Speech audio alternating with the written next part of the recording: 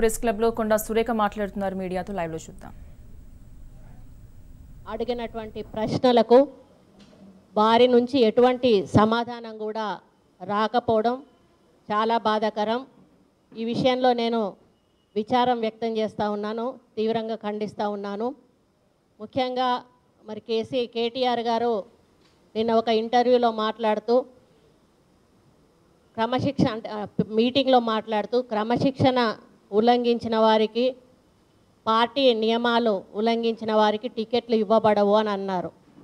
నేను ఒకటే ప్రశ్నిస్తూ ఉన్నాను కేటీఆర్ గారిని, మరి నేను పార్టీ ఇచ్చిన ప్రతి కార్యక్రమాన్ని కూడా అమలు చేస్తూ మేమిద్దరము గెలుపు కోసం కృషి చేస్తూ పార్టీ అభివృద్ధి కోసం కృషి చేయడమేనా పార్టీ ఉల్లంఘన అని చెప్పి నేను అడుగుతూ ఉన్నాను. మరి మీరు టికెట్ ఇయ్యలేదు అన్న తర్వాత మేము స్పందించినామా? మేము స్పందించిన తర్వాత మీరు టికెట్ ఇవ్వలేదా?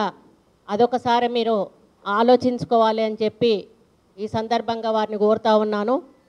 మరి నిన్న ఇంకొక ఇంటర్వ్యూలో కూడా వారు చెప్పారు ఏంటంటే, గతంలో కొండా సురేఖ గారు పర్కాల్లో భిక్షపతి మీద ఓడిపోలేదా, వినోద్ కుమార్ గారి మీద ఓడిపోలేదా అని. భిక్షపతి గారి మీద నా ఓటమి కానే కాదని నేను ఆ రోజే చెప్పడం జరిగింది. నాది నైతికంగా నాదే గెలుపు. మరి ఆ రోజు ప్రజలందరూ కూడా ఒప్పుకున్నారు, తెలంగాణ ప్రజలందరూ. మరి వినోద్ కుమార్ గారి మీద ఓడినప్పుడు కూడా కొన్ని ప్రత్యేక పరిస్థితుల్లో జరిగినటువంటి ఎన్నికలు అవి. ఆ రోజు నేను క్యాండిడేట్గా ఉన్నాను కాబట్టే ఇంకొక 1,00,000 మెజారిటీ వినోద్ కుమార్ గారికి తగ్గే విధంగా ఆ రోజు మరి మేము పోటీని ఇవ్వడం జరిగిందనే విషయాన్ని కూడా ఈ సందర్భంగా వారికి గుర్తు చేస్తూ ఉన్నాను. మరి ఆ రోజే చెప్పాను నేను, మేము ఏదైనా చేయాలనుకుంటే బహిరంగంగా ప్రజలకు చెప్పి ఏ కార్యక్రమమైనా తీసుకుంటామని. మరి ఈరోజు బహిరంగ లేఖ మీ ద్వారా వాళ్ళకి మరి రాసి పత్రికా ముఖంగా తెలియజెప్పాలని ఈరోజు మీ ముందుకు రావడం జరిగింది. శ్రీ కల్వకుంట్లరావు చంద్రశేఖర్ గారు, టీఆర్ఎస్ పార్టీ అధినేత, తెలంగాణ రాష్ట్ర ఆపద్ధర్మ ముఖ్యమంత్రి గారికి మా యొక్క బహిరంగ లేఖ. రాష్ట్రంలో జరగబోయే అసెంబ్లీ ఎన్నికల కోసం 105 మంది అభ్యర్థులను ప్రకటించిన కేసీఆర్ టీఆర్ఎస్ పార్టీ తీరుపై ఇటీవల నా అభ్యంతరాలను, ఆవేదనను మరి మీడియా ముందు వెల్లడించాను. 2 రోజుల్లో నేను లేవనెత్తిన ప్రశ్నలకు సమాధానం చెప్పాలని పార్టీ అధినాయకత్వాన్ని కోరాను. దీనిపై వారు స్పందిస్తారని 10 రోజుల పాటు ఎదురు చూశాను. మౌనం అంగీకారం అనే తరహాలో సీఎం కేసీఆర్ వ్యవహార శైలి ఉంది. ప్రజాస్వామ్య విలువలకు పాతర వేసిన కల్వకుంట్ల వారి పాలనపై ఈరోజు నా బహిరంగ లేఖ. ముందు కేసీఆర్ పరిపాలనలో చరిత్రలో నిలిచిపోయేటువంటి విషయాలు కొన్ని. కేబినెట్లో ఒక్క మహిళా మంత్రి కూడా లేకుండా కొనసాగినటువంటి పాలన. సీఎంగా ఒక్కరోజు కూడా సెక్రటేరియట్కు రాకుండా క్యాంపు కార్యాలయానికి, ఎర్రవెల్లి ఫామ్ హౌస్కు పరిమితమైనటువంటి పాలన. ఒకే కుటుంబంలో అధికంగా పదవులు ఇచ్చినటువంటి బంగారు పాలన. ఒక్కరోజు కూడా ప్రజలను ప్రత్యక్షంగా కలవనటువంటి సీఎంగా రికార్డు పాలన. సీఎంను ఎమ్మెల్యేలు, ఎమ్మెల్సీలు, ఎంపీలు కలవడానికి కూడా అపాయింట్మెంట్ దొరకని దొరల పాలన. ఫేస్బుక్, వాట్సాప్ల ద్వారా సీఎం రాష్ట్ర పరిస్థితులను తెలుసుకునేటువంటి గుడ్డి పాలన. సీఎంకు మందు గోళీలు ఇవ్వడానికి ఏకంగా బంధువుల్లో ఒకరిని రాజ్యసభ సభ్యుడిగా నియమించుకున్నటువంటి తుగ్లక్ పాలన. తెలంగాణ అమరవీరుల కుటుంబాల్లో నుంచి ఎమ్మెల్యే, ఎంపీ సీటు, మంత్రి పదవులు ఇవ్వని గొప్ప అన్యాయ పాలన. ధనిక రైతులకే మేలు చేసే రైతు బంధం చేపట్టినటువంటి అన్యాయపు పాలన. తెలంగాణ ఇచ్చిన కాంగ్రెస్ అధినేత్రి సోనియా గాంధీ కాళ్ళు మొక్కి అమ్మా దేవత అన్న పిలిచిన నోటితోనే దెయ్యమని, రాహుల్ గాంధీని జోకర్ బచ్చా అని అవహేళన చేసిన నీతి మాలిన, మానవీయ విలువలు లేని దురహంకార పాలన. నిరుపేదలకు డబుల్ బెడ్రూమ్ ఇల్లు నిర్మిస్తామని నమ్మబలికి వారిని మోసం చేసిన దగాకోరు పాలన. నిరుపేద ఎస్సీ ఎస్టీలకు 3 ఎకరాల సాగు భూమి ఇస్తామని హామీలు గుప్పించి నేడి వట్టి చేతులు చూపిస్తున్నటువంటి మాయల మరాఠీ పాలన. మరి ఈ మధ్యకాలంలో కేటీఆర్ గారు సోనియా గాంధీని అయితే ఎట్లా పడితే అట్లా తిడుతూ ఉన్నాడు. వారికి ఒక్కటే విజ్ఞప్తి చేస్తూ ఉన్నా, అయ్యా ఒకసారి తెలంగాణ రాష్ట్రం వచ్చిన తర్వాత ఫస్ట్ అసెంబ్లీ సమావేశాల్లో కేసీఆర్ సీఎంగా మాట్లాడినటువంటి మాటలను దయచేసి ఒకసారి మీరు వింటే బాగుంటుందనేది నా యొక్క అభిప్రాయం. ఎందుకంటే వారు మొట్టమొదట తీర్మానం ప్రవేశపెట్టిందే సోనియా గాంధీని అప్రిషియేట్ చేస్తూ, సోనియా గాంధీ లేకుండా ఈరోజు తెలంగాణ వచ్చేదే కాదు అని చెప్పినటువంటి మాటలను దయచేసి గుర్తుపెట్టుకోండి అని చెప్పి ఈ సందర్భంగా కేటీఆర్ గారికి విజ్ఞప్తి చేస్తూ ఉన్నా. మరి కాంగ్రెస్ అధికారంలోకి వస్తే ఢిల్లీలో తెలంగాణ ఆత్మగౌరవాన్ని తాకట్టు పెట్టడమే అని చెప్పి కేసీఆర్ గారు చెప్పారు. సోనియా రాహుల్ గాంధీలను కలవాలంటే 4 గంటలు వెయిట్ చేయాలని, అలా చేద్దామా అని తెలంగాణ ప్రజలను ప్రశ్నించారు. నేను మిమ్మల్ని ప్రశ్నిస్తూ ఉన్నా ప్రజల పక్షాన, కనీసం 4 గంటల వ్యవధిలోనైనా కూడా సోనియా రాహుల్ను కలుసుకోవచ్చు అనేటువంటి నమ్మకం ప్రజలకు ఉంది. 4 సంవత్సరాలు వెయిట్ చేసినా మిమ్మల్ని కలవడానికి అపాయింట్మెంట్ దొరకని పరిస్థితి ఉందనేది మరి మీరు ఒప్పుకుంటారా అని చెప్పి నేను అడుగుతా ఉన్నా. సామాన్యుల పరిస్థితి అలా ఉంచితే మిమ్మల్ని కలవడానికి ఎదురు చూసే శాసనసభ్యులకి అపాయింట్మెంట్ ఇవ్వని మీరు ఆత్మగౌరవాన్ని తాకట్టు పెట్టడం అనే మాటలు మాట్లాడడం సమంజసమేనా అని మిమ్మల్ని క్వశ్చన్ చేస్తూ ఉన్నాను. మీరు సీఎం చేయాలని అనుకుంటున్న మీ కుమారుడు కేటీఆర్ ఫోన్ చేసినా ఆయన ఫోన్ మాట్లాడు. చాలామంది మా దగ్గరికి వచ్చి సీఎం కేసీఆర్ను కలవడానికి అపాయింట్మెంట్ ఇప్పించాలని అడిగితే మా పరిస్థితి వారికి చెప్పుకోలేక దాటవేసేవాళ్ళం. ఒక బీసీ శాసనసభ్యురాలుగా మహిళగా నా బర్త్డే సందర్భంగా సీఎం కేసీఆర్ ఆశీస్సులు తీసుకోవడానికి కలవాలని అపాయింట్మెంట్ సంతోష్ ద్వారా ఇస్తే కూడా మరి మాకు అపాయింట్మెంట్ దొరకని పరిస్థితి. మరి అదేవిధంగా మా నాన్నగారు చనిపోతే నేను ఈ పార్టీలో నిలబడి చనిపోయినా కూడా కనీసం వారు కలవడానికి రాలేదు. అదే దయాకర్ రావు వాళ్ళ నాన్న చనిపోతే మాత్రం వెళ్ళి కలవడం జరిగింది. అంటే ఒక బీసీ మహిళగా నాకు ఇచ్చిన గౌరవం అది, ఇతర పార్టీల నుంచి గెలిచి వచ్చిన దొరగా దయాకర్ రావుకి ఇచ్చిన మరి ఇంపార్టెన్స్ అది. మరి దీన్ని దొరల పాలన అని కాకుండా ఏమని పిలవాలి? అసలు విషయం ఏంటంటే సీఎంఓ నుంచి అసలు ఎవరికి కూడా అపాయింట్మెంట్స్ అనేటివి కూడా ఉండవు అనేది నగ్న సత్యం. ఇలాంటి పరిస్థితులలో ఇక మిమ్మల్ని కానీ టీఆర్ఎస్ పార్టీని కానీ ఎలా నమ్మాలి అని చెప్పి ప్రశ్నిస్తూ ఉన్నాను. మరి వరంగల్ వస్తే కెప్టెన్ లక్ష్మీకాంతరావు గారి ఇంట్లో ఉండేవాళ్ళు, అక్కడ అదే పరిస్థితి. రాగానే పైకి వెళ్ళిపోయేవాళ్ళు, లీడర్లందరూ కూడా కింద హాల్లో వెయిట్ చేస్తూ ఉండేవాళ్ళు. కిందికి వస్తే రిప్రజెంటేషన్స్ ఇద్దామని ఎదురు చూస్తూ ఉండేవాళ్ళు. మరి ఆయన ప్రోగ్రామ్ టైం కల్లా ఏం చేసేవాళ్ళు అంటే కిందికి సెక్యూరిటీని పంపించి అందరూ ఇక్కడి నుంచి వెళ్ళి ప్రోగ్రామ్ దగ్గర ఉండమన్నారు, సీఎం డైరెక్ట్ ప్రోగ్రామ్ దగ్గరకు వస్తామన్నారని. కనీసం అక్కడ కూడా మాకు అపాయింట్మెంట్ ఇచ్చినటువంటి, అంటే మాకే కదా అందరికీ కూడా అపాయింట్మెంట్ ఇచ్చినటువంటి సందర్భం లేదు అని చెప్పి ఈ సందర్భంగా మీకు విన్నవించుకుంటా ఉన్నాను. మరి ఆత్మగౌరవం మా ఊపిరి. మేము పార్టీలో చేరే సందర్భంలోనే మాకు ఆత్మగౌరవం ముఖ్యమని కేటీఆర్కి ఆ రోజే చెప్పాము. మీ పార్టీలో ఉన్నన్ని రోజులు కూడా ఆత్మగౌరవాన్ని చంపుకునే ఉన్నాం మేము. అయినా కూడా పార్టీకి వ్యతిరేకంగా ఇబ్బంది పెట్టే విధంగా మేము ఎక్కడా కూడా వ్యవహరించలేదు. పార్టీ అభివృద్ధి కోసమే మీ నాయకత్వంలో కృషి చేశాం. అధికారం కోసం, స్వలాభం కోసం పార్టీలు మారిన చరిత్ర మాకు లేదు.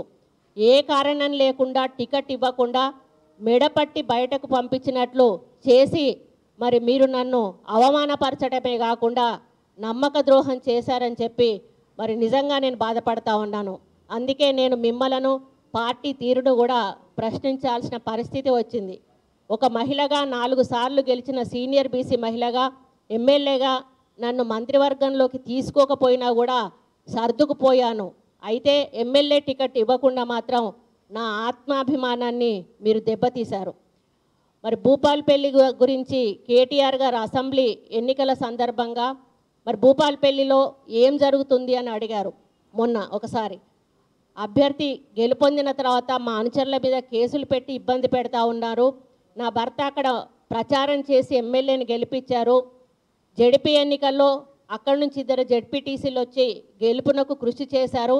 మరి అటువంటి వాళ్ళ మీద పోలీస్ కేసులు పెట్టి మరి ఇబ్బందులు పెడతా ఉన్నారు, రౌడీ షీట్స్ ఓపెన్ చేస్తూ ఉన్నారు.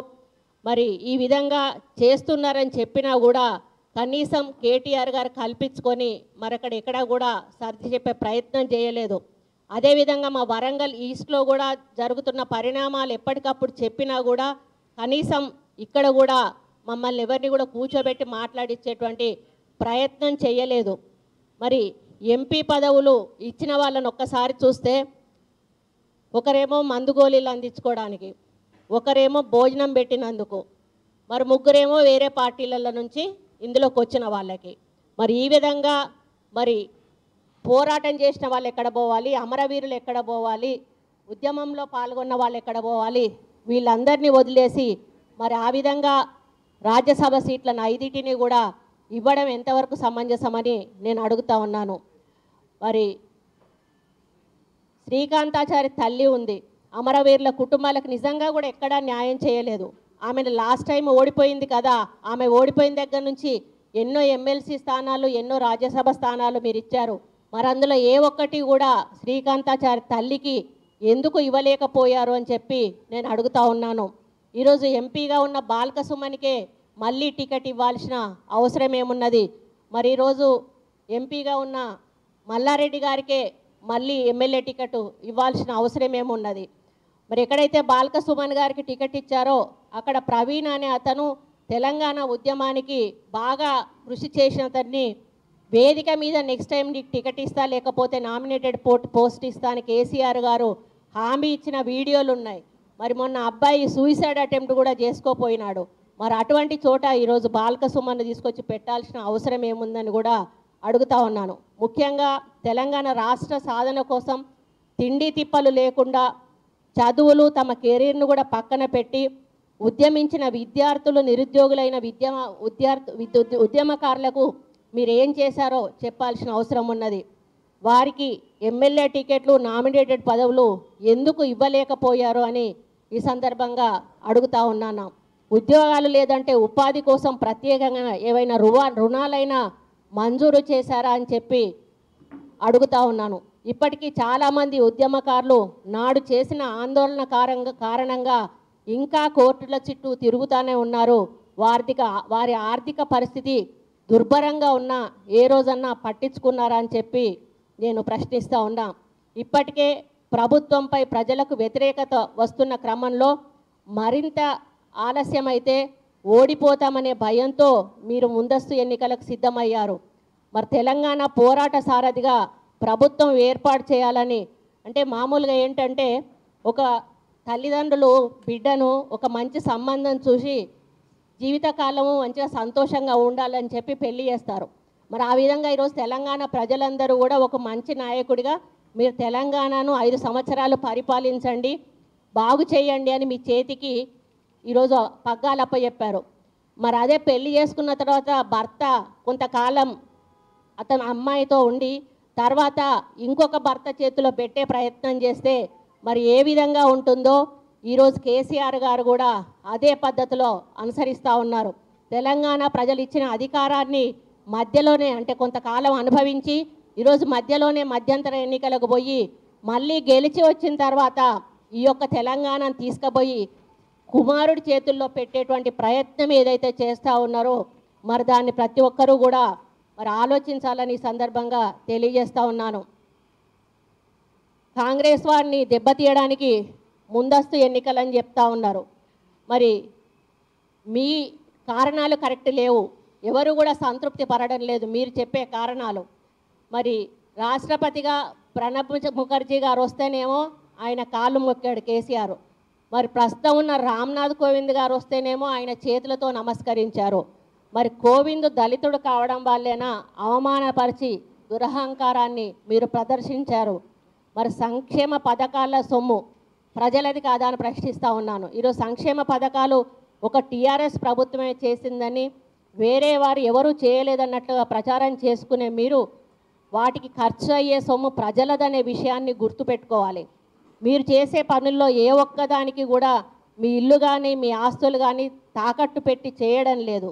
మీరు చేపట్టిన కొన్ని పథకాల వల్ల ప్రజల సొమ్ము వృధా అవుతుందనే విషయాన్ని కూడా తెలుసుకోవాల్సిన అవసరం ఉన్నది.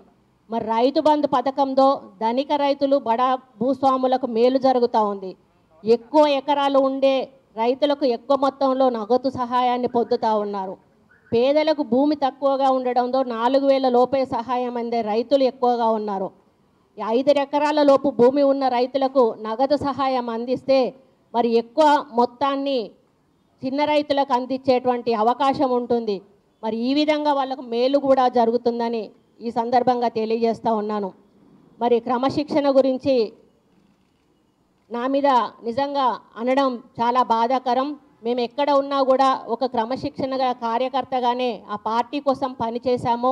కష్టమైన నష్టమైనా కూడా భరించాము.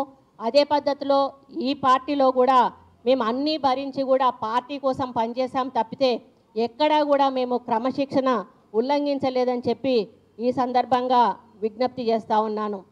మరి ఎవరైతే బయట తెలుగుదేశం పార్టీలలో ఎమ్మెల్యేలుగా ఉండి ఇతర పార్టీలలో గెలిచి మరి మిమ్మల్ని తిట్టిన వాళ్ళను ఈరోజు మంత్రి పదవిలోకి తీసుకోవడమేనా క్రమశిక్షణ అంటే అని చెప్పి ఈ సందర్భంగా మరి తెలియజేస్తూ ఉన్నాను. మరి మోడీ దగ్గరికి వెళ్ళేమో జమిలి ఎన్నికలు అన్నారు, ఇక్కడికి వచ్చేమో ఉన్న 2 కలిపి ఉన్నటువంటి ఎన్నికలను విడదీసి చేయమని ప్రయత్నం చేశారు. మరి ఈరోజు 300 కోట్లు, ఇప్పుడు మళ్ళీ 300 కోట్లు పార్లమెంటుకు, మరి ఈ డబ్బంతా కూడా భారం తెలంగాణ ప్రజల మీద పడదా అని చెప్పి మరి సందర్భంగా ప్రశ్నిస్తూ ఉన్నాను. కేసీఆర్ పాలన అంటేనే అవినీతి పాలనగా మారిపోయింది. డబ్బులు ఇవ్వందే ఏ పని కావడం లేదని సామాన్యులు బాధపడతా ఉన్నారు. మీరు కోట్లాది రూపాయల నిధులతో ఏ శాఖలకు ఎన్ని పనులు మంజూరు చేశారో, పనులు ఏ కంపెనీలకు కట్టబెట్టారో తెలిసేలా ఒక శ్వేతపత్రం విడుదల చేయాలని చెప్పి డిమాండ్ చేస్తూ ఉన్నాను. మీరు చేపట్టిన ప్రతి పనిని కాంట్రాక్టర్ల ద్వారా చేయించారు. మీ రాజకీయ వారసుడు కేటీఆర్ ఇందులో ఎంత పర్సంటేజ్ తీసుకున్నాడో బహిర్గతం చేయగలరా? 1,000 కోట్ల ప్రజాధనంతో కల్వకుంట్ల వారి ఖజానా నిండిపోయిందనేది నిజం కాదా? హైదరాబాద్ సిటీలో కేటీఆర్ సెటిల్మెంట్ల పేరిట ఎన్ని ఇండ్లను ఎన్ని భూములను ఆక్రమించుకున్నారో, ఆయన బినామీలు ఎవరో, ఎన్ని బార్లకు పర్మిట్లు పొందారో ప్రజలకు చెప్పాల్సిన బాధ్యత మీపై ఉంది. మరి ఈరోజు తెలంగాణ రాష్ట్రంలో అన్నిటికంటే ఎక్కువ రెవెన్యూ ఎక్కడి నుంచి వస్తూ ఉంది అంటే ఈ బార్ పర్మిట్ల నుండి. మరి గతంలో మేము ఉండే టెన్సీ రోడ్ నెంబర్లను అయితే ఒక్క బారు కూడా కనిపించేది కాదు. ఈరోజు మేము వెళ్తూ ఉంటే సాయంత్రం 10 తర్వాత మీరు ఒకసారి వచ్చి చూస్తే దాదాపు 10-11 బార్లు ఈరోజు ఆ ఒక్క సందులోనే ఉన్నాయంటే తెలంగాణ రాష్ట్రం మొత్తంలో వాళ్ళు ఎంత విచ్చలవిడిగా ఈరోజు బార్లకు పర్మిట్లు ఇచ్చారో మరి అర్థమవుతూ ఉంది. మరి ఉద్యోగుల విషయానికి వస్తే తెలంగాణ ఉద్యమంలో ఉద్యోగుల పాత్ర చాలా కీలకమైంది. కేసీఆర్ ఏ ఆందోళనకు పిలుపునిచ్చినా కూడా వేరు వెంట నడిచారు. సకల జనుల సమ్మెతో జీతాలు రాక పస్తులుండి ఉద్యమించారు. అలాంటి వారికి IRPRC ఇతర సర్వీసు సమస్యలను తీర్చలేని అసమర్థ పాలన మీది కాదా అని ప్రశ్నిస్తూ ఉన్నాను. ఆర్థికంగా రాష్ట్రంలో నెంబర్ 1 అని ప్రగల్భాలు పలికే మీకు ఉద్యోగుల సమస్యలు పరిష్కరించే ఆలోచన ఎందుకు లేదు అని చెప్పి అడుగుతూ ఉన్నాను. పార్టీ కాదు, ప్రజల కళ్ళకు గంతలు కట్టి కనిపించకుండా కులం రంగు పులుముకున్న ఊసరవెల్లి పార్టీ టీడీపీలో ఉండగా మిమ్మల్ని తీవ్రంగా విమర్శించి ఆ తర్వాత మీ కోవట్టుగా మారిన ఎర్రబెల్లి దయాకర్ రావును పార్టీలో చేరుకుని పచ్చి కులతత్వంతో మమ్మలను అనగదొక్కారు. రాష్ట్రంలో తలమానికగా ఏం జరిగింది? మామూలుగా ఏదైనా ప్రభుత్వం ఉంటే ఆ ప్రభుత్వ జ్ఞాపకంగా ఏదో ఒకటి చెప్పుకోవడానికి ఉంటుంది. కానీ ఈరోజు తెలంగాణ రాష్ట్ర ప్రభుత్వ జ్ఞాపకంగా ఈ 4 సంవత్సరాల పరిపాలనలో చెప్పుకోవడానికి ఏమీ లేదు అని చెప్పి చెప్పాల్సిన అవసరం ఉంది. రాష్ట్రంలో ఏ ప్రాజెక్ట్ అన్నా పూర్తయిందా? సాగునీరు ప్రజలకు రైతులకు పూర్తి స్థాయిలో చేరుతున్నాయా? ఒక మీ క్యాంపు కార్యాలయం ఎర్రవెల్లి ఫామ్ హౌజు పచ్చగా ఉంటే చాలదు, అది మీ కుటుంబానికి అంకితం. మరి బంగారు తెలంగాణ కేటీఆర్, కవిత, సంతోష్ వీళ్ళ సొంతమేనా? వీళ్ళంతా పార్టీ పెట్టినప్పుడు ఎక్కడ ఉన్నారు? తెలంగాణ ఉద్యమకారుల ఉసురు, అమరవీరుల కుటుంబాల ధనిక రాష్ట్రంలో ఇంత అన్యాయమా? కొండగట్టు బస్సు ప్రమాదంలో మృతి చెందిన పేదల శవాలను కూడా భద్రపరిచే సదుపాయం కనీసం ధనిక రాష్ట్రంలో లేదా? ఇలాంటి హృదయ విదారక మరి సంఘటనలకు ప్రభుత్వం కారణం కాదా? ఆదాయం టెండర్లలో సంబంధం లేని ప్రజలకు ఉపయోగపడే ఫైళ్ళు మీ కార్యాలయంలో ఎన్ని పెండింగ్లో ఉన్నాయి తెలియజేయాల్సిన అవసరం ఉంది. ప్రజలకు ఉపయోగపడే ఫైళ్ళు ఎందుకు అటకెక్కుతున్నాయి? జేఏసీ నేత ప్రొఫెసర్ కోదండరాంను ఎవరో విమర్శిస్తే అన్నాడు బంగారు కొండ అన్నారు. ఇప్పుడు మీరే ఆయనను చెవటా దద్దమ్మ అంటున్నారు. మరి సర్పంచ్గానైనా గెలవని వ్యక్తి అంటూ కించపరుస్తున్నారు. మీరు అసలు మీరు ఆయనలా ప్రొఫెసర్ కాగలరా? సకల జనుల సమ్మె తెలంగాణ ఉద్యమంలో ఆయన పాత్ర కృషి ఎలాంటిదో ప్రజలందరికీ కూడా తెలుసు. పూటకో మాట మాట్లాడడం, పెద్దలను కించపరచడం ఈరోజు కేసీఆర్ గారి నైజం. మరి ప్రగతి నివేదన సభ పేరుతో కోట్లాది రూపాయలు ఖర్చు చేసి లక్షల మందిని పిలిపించి తిండికి నీళ్లకు ఇబ్బంది పెట్టారు. ఈ సభలో తెలంగాణ అమరులను ఒక్కసారైనా గుర్తు చేశారా? ప్రజలకు ఏమైనా వరాలు ఇచ్చారా? దీనిపై తెలంగాణ ప్రజలకు జవాబు చెప్పాలి. ప్రెస్ మీట్ పెట్టి విషయాలు వివరిస్తే అందరూ వినేవారు. దానికి పెద్ద సభ, ప్రజలకు ఇబ్బందులు దండగ కదా. సభకు వచ్చిన వారికి ఆవేదన మిగిల్చారే తప్పితే అక్కడ ప్రజలకు ఒరిగింది ఏమీ లేదు. అదే డబ్బులు ఇంకా దేనికైనా పెట్టుంటే కనీసం మీకు పేరైనా వచ్చుండేది. మరి ఈ విధంగా ఎన్నో రకాల ఇబ్బందులు గురిచేస్తూ మరి తెలంగాణ ప్రజల సొమ్మును దుర్వినియోగం చేస్తూ పోతున్న ఈ ప్రభుత్వానికి మరి ఇంకా కొన్ని ప్రశ్నలు వేయాలని అనుకుంటా ఉన్నాను. చెన్నూరు నియోజకవర్గంలో ఓదెల కోసం ఆత్మహత్య చేసుకున్న గట్టయ్య ఆత్మ శాంతించాలంటే ఈరోజు టీఆర్ఎస్ ప్రభుత్వాన్ని తెలంగాణ ప్రజలు ఓడించాల్సిన అవసరం ఉంది. తెలంగాణ రాష్ట్రం కేసీఆర్ ఫామ్ హౌస్ కాదు. ఆస్తి రాసిచ్చినట్టుగా కొడుక్కి తెలంగాణ సీఎం పదవి కట్టబెట్టడానికి. ఇది తెలంగాణ ప్రజల ఆస్తి. అంత పుత్రవాత్సల్యం ఉంటే ప్రపంచంలో 7 వింతలున్నాయి. 8వ వింత ఏదైనా తెలంగాణలో నిర్మించి కొడుక్కిస్తే బాగుంటుందనేది నా యొక్క అభిప్రాయం. అంతేగాని దయచేసి తెలంగాణ ప్రజల బతుకులతో మాత్రం ఆడుకోవద్దని చెప్పి కోరుకుంటా ఉన్నాను. మరి ప్రజల్లోంచి వచ్చినవాడు నాయకుడు అవుతాడు, కానీ ప్రజల్లోకి తెచ్చినవాడు ఎప్పుడు కూడా నాయకుడు కాలేడు. మరి మా హస్బెండ్ మురళి గారు ఎమ్మెల్సీగా ఎన్నికైనప్పుడు డీసీసీబీకి ఆయన రాజీనామా చేశారు. ఆ రోజు మా పాప డీసీసీబీ అయ్యే అవకాశం ఉన్నా కూడా మేము చేయలేదు. ఎందుకంటే ప్రజలు కోరుకున్నప్పుడే నాయకులు కావాలని. ఈరోజు మా పాపను ఎమ్మెల్యే కావాలని ప్రజలు కోరుకుంటా ఉన్నారు. కానీ కేటీఆర్ని ఎప్పుడు కూడా ప్రజలు రావాలని కోరుకోలేదు, ఎమ్మెల్యే కావాలని కోరుకోలేదు, ఈరోజు సీఎం కూడా కావాలని కోరుకోవడం లేదు. కాబట్టి అది గమనించాలని విజ్ఞప్తి చేస్తూ ఉన్నాను. మరి ఎంపీ కవిత అమెరికా నుంచి ఫస్ట్ వచ్చినప్పుడు ఒక నెల ఉంటాను వచ్చినప్పుడు ఒక కార్లో తిరిగింది. అసలు ఆ కారు ఎవరు కొనిచ్చారు? మరి అది చెప్పాల్సిన అవసరం ఆమెకు ఉన్నది. అదేవిధంగా ఆమెకి లాక్మే బ్యూటీ పార్లర్ ఉండేది. మరి అది డెవలప్ చేసుకోవడానికి ఆమె ఏం చేసేదో ఒకసారి ఆమె గుర్తు తెచ్చుకుంటే బాగుంటుందని ఈ సందర్భంగా తెలియజేస్తూ ఉన్నాను. ఇక 105 మందికి టికెట్స్ ఇచ్చి అందులో హరీష్ రావు దగ్గర అనుకున్న క్యాండిడేట్స్ దగ్గర మరి వేరే క్యాండిడేట్స్ తోటి ఈ ఎమ్మెల్యే క్యాండిడేట్ మాకొద్దు అను గొడవలు పెట్టించి అక్కడ కేటీఆర్ అనుకూల వర్గాన్ని నియమించే ప్రయత్నాలు నిజంగా జరుగుతూ ఉన్నాయని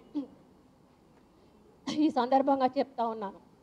ముఖ్యంగా డిపార్ట్మెంట్ వారీగా సీఎంఓలో ఉన్న పెండింగ్ ఫైల్స్ లిస్టు ప్రజల ముందు పెట్టాల్సిన అవసరం ఉన్నది. అందులో ఇప్పటి వరకు క్లియర్ చేసిన ఫైల్స్ ఎన్నో వెల్లడించాలి. మరి పర్సంటేజ్లు వచ్చే ఫైల్స్ ఏమో క్లియర్ చేయడము, లేకపోతే మిగతాయి పక్కన పెట్టడం అనేది మరి ఆ యొక్క సీఎంఓ ఆఫీస్లో జరుగుతున్నదని ఈ సందర్భంగా తెలియజేస్తూ ఉన్నాను. మరి తెలంగాణ రాష్ట్రం ఏర్పడినాక నిరుద్యోగ సమస్య ఎలాగూ తీర్చలేకపోయారు. కనీసం తెలంగాణ కోసం పోరాటం చేసిన నాయకులకు రాజకీయ పదవులైనా కూడా ఇవ్వలేకపోయారు. 4 సంవత్సరాల కాలంలో 2 టర్ములు కంప్లీట్ అయ్యి 3వ టర్మ్ కూడా స్టార్ట్ అయ్యేది. అంటే టెంపుల్ కమిటీస్ కానీ ఇతర నామినేటెడ్ పోస్టులు కానీ అవి ఇవ్వకపోవడం అనేది నిజంగా మరి చాలా వాళ్ళను అవమానపరిచినట్టు. వాళ్ళ లష్కర్ బోనాల సందర్భంగా ఎంపీ కవిత బంగారు బోనం ఎత్తింది. మాకు ఒక అనుమానం ఉంది, అది ప్రభుత్వ పరంగా ఎత్తిన బోనమా లేకపోతే కుటుంబ పరంగా ఎత్తిన బోనమా ప్రజలకు చెప్పాల్సిన అవసరం ఉన్నది. ఒకవేళ ప్రభుత్వ పరంగా అయితే కవిత ఎవరు బోనం ఎత్తుకోవడానికి? ఆమె ఏ ప్రోటోకాల్ ప్రకారం బోనం ఎత్తింది? మరి మాతంగి లేదా, లేకపోతే జోగిని శ్యామల లేదా? మరి అటువంటి వారితోటి ఎందుకు ఎత్తియలేదు? ఈరోజు మాతంగి కానీ జోగిని శ్యామల కానీ పెట్టిన శాపనార్థాలే టీఆర్ఎస్ ప్రభుత్వ పతనానికి నాంది అని చెప్పి తెలియజేస్తూ ఉన్నాను. ఒకవేళ ప్రభుత్వ బోనం అయితే ఇప్పుడు ఆ బోనం ఎక్కడ ఉంది? మరి కుటుంబ బోనం అయితే కవిత బంగారు బోనం ఎత్తితేనా బంగారు తెలంగాణ వచ్చినట్టేనా అని ఈ సందర్భంగా ప్రశ్నిస్తూ ఉన్నాను. మరి బీజేపీతో మీకున్న లోపాయికారి ఒప్పందం ఏంటి? తెలంగాణ ప్రజలు గమనించాలి. ప్రతిపక్షాలన్నీ కూడా ఏకమైతే కేటీఆర్ తప్పుపడతా ఉన్నారు. మరి మీ స్వార్థం కోసం, మీ అధికారం కోసం బీజేపీతో అంతర్గత ఒప్పందం చేసుకోవడం తప్పు కాదా? మరి జోనల్ వ్యవస్థ ఇస్తావా చేస్తావా అని మోడీ మెడలు వంచి తెచ్చానని గొప్పగా చెప్పుకుంటున్నారు కేసీఆర్ గారు. 12% మైనార్టీ రిజర్వేషను 32 జిల్లాల ఆమోదం ఎందుకు తీసుకొని రాకపోయారు అదే పద్ధతిలో అని చెప్పి వారిని ప్రశ్నిస్తూ ఉన్నాను. పోనీ మైనార్టీ రిజర్వేషన్ అంటే 12% కేంద్రం దగ్గర ఉంటే మరి మైనార్టీలకు టికెట్లు ఇచ్చే అవకాశం మీ చేతుల్లోనే ఉంది కదా, మరి 12% ముస్లిమ్స్కి టికెట్ ఎందుకు ఇవ్వలేకపోయారు అని చెప్పి ఈ సందర్భంగా ప్రశ్నిస్తూ ఉన్నాను. మరి జిల్లాల పునర్వ్యవస్థీకరణ వలన పరిపాలనా సౌలభ్యం కలుగుతుందన్నారు. మరి ఏం సౌలభ్యం కలిగింది? దానివల్ల ప్రజల డబ్బు దుర్వినియోగం అయింది కానీ ఎటువంటి మరి లాభము కూడా జరగలేదని తెలియజెప్తా ఉన్నాను. ఇక వారు చేసిన కార్యక్రమాలు, డ్రగ్స్ కేసు ఏమైంది? డ్రగ్స్ కేసు ఎంతో పెద్ద ఎత్తున మీడియాలోకి తీసుకొచ్చారు. మరి దానివల్ల ఏం సాధించారనేది ప్రజలకు తెలియజెప్పలేదు. నయీం కేసు ఏమైంది? మరి నయీంకి సంబంధించిన ఆస్తులు ఏమైనాయి? అవి కూడా ఈరోజు ప్రజలకు ఇంతవరకు తెలియజెప్పలేదు. ఆఖరికి మీ జర్నలిస్టులకు ఇచ్చినటువంటి మొత్తం హామీలను కూడా నెరవేర్చినటువంటి దాఖలాలు లేవు. ధర్నా చౌక్ను ఎందుకు ఎత్తేసారు?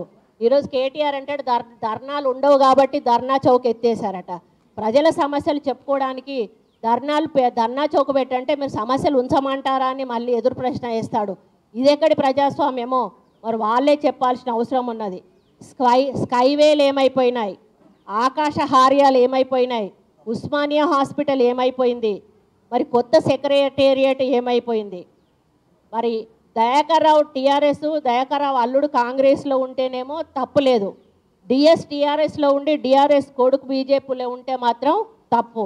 అంటే బీసీలకు ఒక న్యాయము, దొరలకు ఇంకొక న్యాయమా అని చెప్పి ఈ సందర్భంగా ప్రశ్నిస్తూ ఉన్నాను.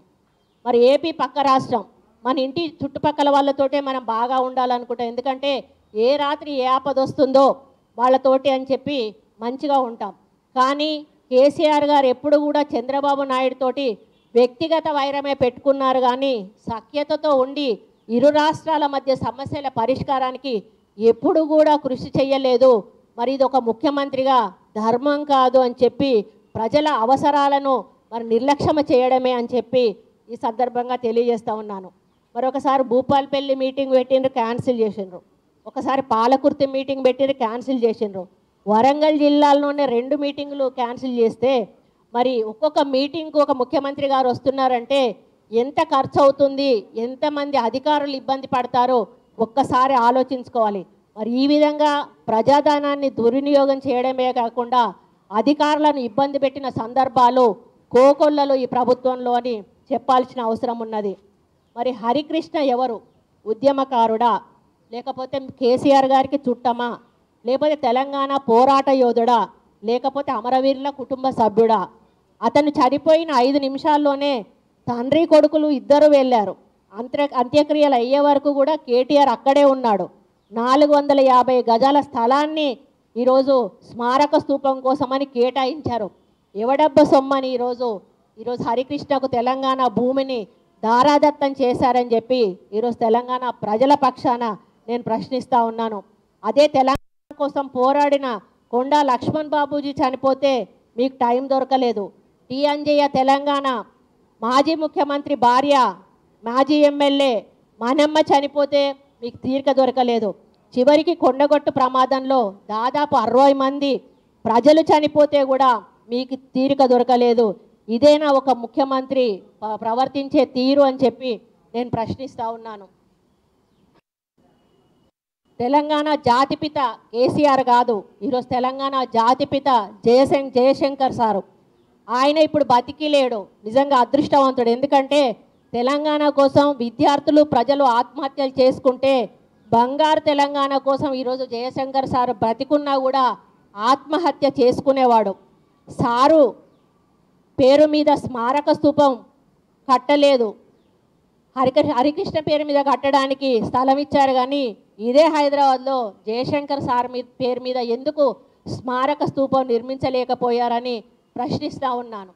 మరి అసెంబ్లీలో కేసీఆర్ గారు ఏదైనా సబ్జెక్టు గురించి మాట్లాడిన ప్రతిసారి కూడా ఒకటే మాట అనేవారు, నేను అన్ని పార్టీలతోటి సమావేశం ఏర్పాటు చేస్తాను, అందరి అభిప్రాయాలు తీసుకుంటాను, అఖిలపక్షాన్ని వెంట తీసుకొని ఢిల్లీకి వెళ్తాను, మరి అక్కడ ఢిల్లీలో మనం అందరం కలిసి రిప్రజెంటేషన్ ఇద్దామని. అవన్నీ కూడా మాటల వరకే పరిమితం అయ్యాయి, కానీ ఏ ఒక్కరోజు కూడా అఖిలపక్ష సమావేశం ఏర్పాటు చేయలేదు. అఖిలపక్షాన్ని ఢిల్లీకి కూడా తీసుకుపోలేనటువంటి చరిత్ర ఈ తెలంగాణ రాష్ట్ర ముఖ్యమంత్రిదని చెప్పి తెలియజేస్తూ ఉన్నాను. ఇంకా మిషన్ భగీరథ వల్ల ప్రజలకు ఇప్పటివరకు ఏమీ ఒరగలేదు. 45,000 కోట్ల రూపాయలతోటి ఈరోజు పనులు ప్రారంభించి పైపుల కంపెనీని లాభం పర్సంటేజీలు తీసుకునే పనిగానే ఈ పనిని మొదలుపెట్టారు తప్పితే ఈరోజు వరకు ఒక్క ఇంటికి కూడా నీళ్లు అందివ్వలేదనేది నగ్న సత్యం. ఉన్న రోడ్లను పాడు చేసి ఈరోజు రోడ్ల మీద ప్రజలు ప్రయాణం చేయలేనటువంటి పరిస్థితి ఈరోజు ఈ మిషన్ భగీరథ వల్ల వచ్చింది అని చెప్పడానికి నిజంగా నేను సిగ్గుపడతా ఉన్నాను. మరి మహిళలు లేనిదే తెలంగాణ వచ్చిందా? మరి అందుకే ఈరోజు మహిళా మంత్రులు లేకుండా మరి ఈరోజు మీరు క్యాబినెట్ నడిపారని చెప్పి అడుగుతా ఉన్నాను. మరి ఇంకొకటి, రాజకీయ పునరేకీకరణ పేరుతోటి ప్రతిపక్షాలు లేకుండా ప్రభుత్వాన్ని ప్రశ్నించకుండా ప్రజాస్వామ్యాన్ని కూనీ చేసి ప్రజల పక్షాన ఎవరు ప్రశ్నించొద్దు అనే నియంత ధోరణిలో కేసీఆర్ పోతే ఈరోజు ప్రతిపక్షాలన్నీ కూడా ప్రజల పక్షాన నిలబడి మిమ్మల్ని ఓడించడానికి నడుం బిగించే అనే విషయాన్ని దయచేసి గమనించాలని తెలియజేస్తూ ఉన్నారు. కేటీఆర్ మళ్ళీ టీఆర్ఎస్ అధికారంలోకి వస్తుంది, రాకపోతే రాజకీయ సన్యాసం తీసుకుంటానని ప్రామిస్ చేశాడు. కేటీఆర్ గారిని కోరుతా ఉన్నాను, రాజకీయ సన్యాసానికి సిద్ధంగా ఉండమని. ఎందుకంటే ఎవరైతే అమరవీరుల కుటుంబాలు ఉన్నాయో, ఉద్యమకారులు ఉన్నారో, ఎంప్లాయీస్ ఉన్నారో, అన్ఎంప్లాయీస్ ఉన్నారో, యూనివర్సిటీ స్టూడెంట్స్ ఉన్నారో, మహిళలు ఉన్నారో, కార్మికులు, కర్షకులు, అన్ని వర్గాల, కులాల, మతాల ప్రజలు కావచ్చు, ఎవరైతే తెలంగాణ రాష్ట్ర సాధనలో మీ వెంట ఉన్నారో ఈరోజు వాళ్ళందరూ కూడా మీ ఓటమికి కంకణం కట్టుకున్నారు. కాబట్టి టీఆర్ఎస్ ప్రభుత్వం ఓడిపోక తప్పదు, మీరు సన్యాసం తీసుకోక తప్పదు అని చెప్పి ఈ సందర్భంగా తెలియజేస్తూ ఒక చిన్న పద్యం చిన్నప్పుడు చదువుకున్న మనం అందరం కూడా, బలవంతుడ నాకేమని పలువురితో నిగ్రహించి పలుకుట ఎలా, బలవంతమైన సర్పము చలి చీమల చేత చిక్కి చావద సుమతి.